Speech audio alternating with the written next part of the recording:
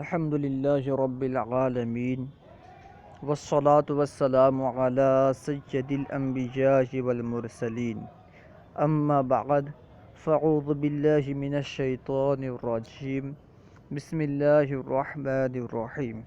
پڑھیے الصلاة والسلام علیکہ یا رسول اللہ وعلی آلک واصحابک یا حبیب اللہ۔ الصلاة والسلام علیکہ یا نبی اللہ وعلی آلک واصحابک یا نور اللہ۔ آج ہم حدیث صحیح، حسن اور ضعیف سے استدلال کرنے کے بارے میں پڑھیں گے کہ ان سے کب استدلال کیا جا سکتا ہے اور کب استدلال نہیں کیا جا سکتا۔ اس تعلق سے پڑھیں گے کہ صحیح حدیث سے استدلال کیا جا سکتا ہے یا نہیں، حسن حدیث سے استدلال کیا جا سکتا ہے یا نہیں، یا پھر کیا جا سکتا ہے تو کن مسائل میں کیا جا سکتا ہے اور کس بارے میں نہیں کیا جا سکتا۔ اس تعلق سے آج کچھ پڑھیں گے۔ الفصل الثامن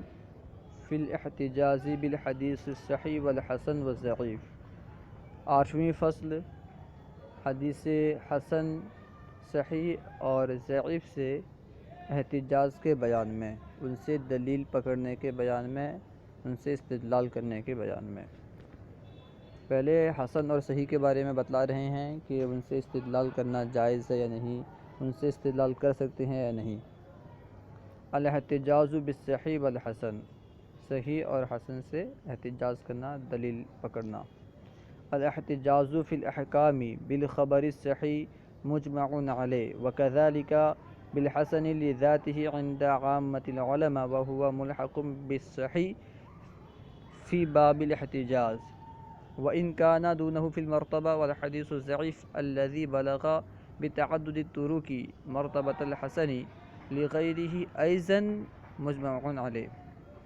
یہاں سے بیان کر رہے ہیں کہ خبر صحیح سے احکام میں استدلال کرنا، خبر صحیح کے ذریعے سے احکام میں دلیل پکڑنا، احکام میں حجت بنانا خبر صحیح کو، یہ درست ہے، صحیح ہے، اس پر اجماع ہے۔ یعنی خبر صحیح کو، حدیث صحیح کو احکام میں دلیل بنانا، اس سے احکام میں احتجاج کرنا، یہ مجمع علیہ ہے، یعنی اس پر اجماع کیا گیا ہے۔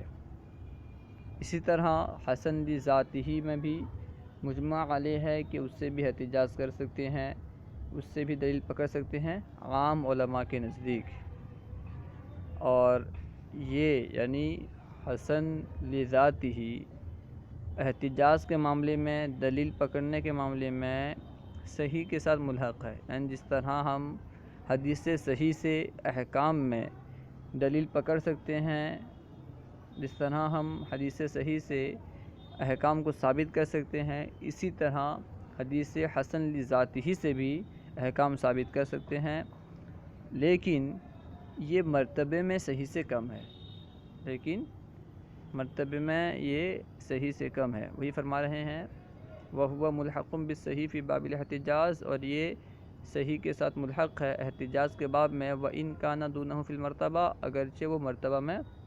صحیح سے کم ہے، اس سے کم ہے۔ اور وہ حدیث ضعیف جو تعدد طرق کے ذریعے سے حسن لغیرہ کے مرتبہ کو پہنچ گئی ہو، وہ حدیث بھی مجمع علیہ ہے، یعنی اس حدیث پر بھی مجمع علیہ ہے کہ اس سے بھی احکام کو ثابت کر سکتے ہیں۔ وہ حدیث جو تعدد طرق کی وجہ سے حسن لغیرہ ہو گئی ہو، اس سے بھی احکام ثابت کر سکتے ہیں، اس پر اجماع ہے۔ الحاصل کیا کہ جس طرح حدیث صحیح سے اور حدیث حسن لذاتہ سے احکام کو ثابت کر سکتے ہیں، احکام شرعیہ کو ثابت کر سکتے ہیں، اسی طرح اس ضعیف سے جو تعدد طرق کی وجہ سے حسن لغیرہ کے درجے کو پہنچ گیا ہو، اس سے بھی احکام کو ثابت کر سکتے ہیں۔ الاحتجاج بالضعیف، ضعیف سے احتجاج کا بیان، یعنی ضعیف حدیث سے احتجاج کر سکتے ہیں نہیں کر سکتے ہیں، یہ بیان کریں گے۔ وما اشتهر أن الحديث الضعيف معتبر في الفضائل الأعمال لا في غيرها مراد مفرداته لا مجموعها لأنه داخل في الحسن لا في الضعيف صرح به الأئمة۔ یہاں فرما رہے ہیں جو یہ بات مشہور ہے کہ ضعیف حدیث فضائل اعمال میں معتبر ہے، یہ بات جو مشہور ہے کہ ضعیف حدیث فضائل اعمال میں معتبر ہے اور اس کے علاوہ میں معتبر نہیں ہے، اس سے مراد وہ ضعیف حدیث ہے جو مفرد ہو، مفرد ضعیف حدیث ہے، مجموعہ ضعیف حدیث نہیں، یعنی مفرد ضعیف حدیث یہ صرف فضائل اعمال میں قبول ہے، اس کے علاوہ میں قبول نہیں۔ اور اگر مجموعہ ضعیف حدیث ہو، یعنی ضعیف حدیث کا مجموعہ ہو، کہیں طرق سے روایت کی گئی ہو تو وہ قبول ہوگی، اس لیے کہ اس کا مجموعہ یہ حسن میں داخل ہوتا ہے نہ کہ ضعیف میں۔ وہی فرما رہے ہیں والمراد مفرداتہ لا مجموعها، اس سے مراد کیا ہے کہ جو حدیث فضائل اعمال میں قبول کی جاتی ہے اس کے علاوہ میں نہیں، وہ ضعیف جو فضائل اعمال میں قبول کی جاتی ہے صرف اس کے علاوہ میں قبول نہیں کی جاتی، اس ضعیف سے مراد مفردات ضعیف ہیں، یعنی مفرد ضعیف، اور اس کا مجموعہ مراد نہیں ہے۔ لِأَنَّهُ داخل فی الحسن، اس لیے کہ مجموعہ جو ہے یہ حسن میں داخل ہے لا فی ضعیف، نہ کہ ضعیف میں۔ اسی کی صراحت ائمہ نے، اماموں نے کی ہے۔ وقال بعضهم ان كان الضعيف من جهة سوء الحفظ او اختلاط او تدلیس مع وجود الصدق والدیانہ ينجبر بتعدد الطرق وان كان من جهة اتهام الكذب او الشذوذ او فحش الخطأ لا ينجبر بتعدد الطرق۔ یہاں فرما رہے ہیں کہ اور بعض علماء نے فرمایا، بعض محدثین نے فرمایا حدیث ضعیف اگر سوء حفظ کی جہت سے ہو، وہ حدیث اگر ضعیف سوء حفظ کی جہت سے ہوئی ہو یا اختلاط یا تدلیس کی جہت سے ہوئی ہو، سوء حفظ، اختلاط یا تدلیس کی جہت سے اگر حدیث ضعیف ہوئی ہو اور اس میں صدق اور دیانت باقی ہو، صدق اور دیانت کی بقا کے ساتھ، یعنی اس حدیث میں صدق اور دیانت ہو اور جو ضعف آئی ہو وہ سوء حفظ کی وجہ سے یا اختلاط کی وجہ سے یا تدلیس کی وجہ سے آئی ہو، تو اس ضعف کو زائل کر دیا جائے گا، اس ضعف کو پورا کیا جائے گا، کس طرح؟ تعدد طرق کے ذریعے، تعدد طرق کے ذریعے سے اس ضعف کو زائل کر دیا جائے گا۔ اور اگر ضعف اتہام کذب کے ذریعے سے یا شذوذ کے ذریعے سے یا فحش غلطی کی وجہ سے، فحش خطا کی وجہ سے آئی ہو تو تعدد طرق سے اس کی بھرپائی نہیں کی جا سکتی، تعدد طرق سے وہ ضعف زائل نہیں کیا جا سکتا۔ والحدیث محکوم علیہ بالضعف، اور حدیث کو ضعیف کا حکم دیں گے، حدیث پر ضعیف کا حکم دیں گے، حدیث ضعیف ہی رہے گی، یعنی اگر اتہام کذب یا شذوذ یا فحش خطا کے ذریعے سے اس میں ضعف آئی ہو اور وہ حدیث تعدد طرق سے مروی ہو، تب بھی وہ حدیث حسن نہیں ہوگی، تب بھی وہ ضعیف رہے گی۔ وَمَعْمُولٌ بِهِ فِي الْفَضَائِلِ الْأَعْمَالِ، اور فضائل اعمال میں اس پر عمل کیا جائے گا، یعنی اگر ان جہت سے حدیث آئی ہو،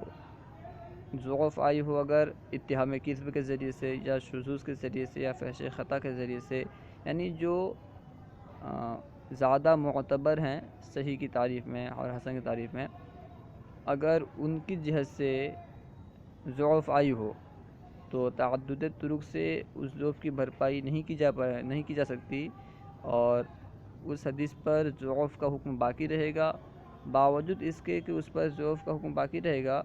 پھر بھی فضائل اعمال میں وہ حدیث مقبول ہوگی، فضائل اعمال میں اس حدیث پر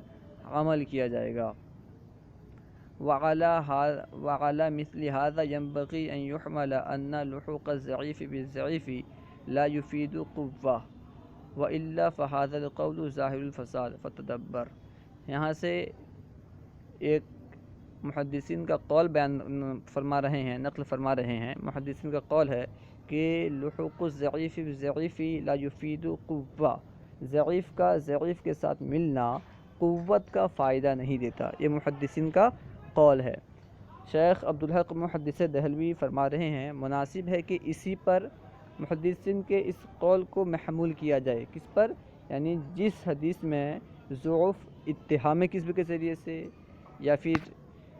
شذوذ کے ذریعے سے یا فحش خطا کے ذریعے سے آئی ہو، اس میں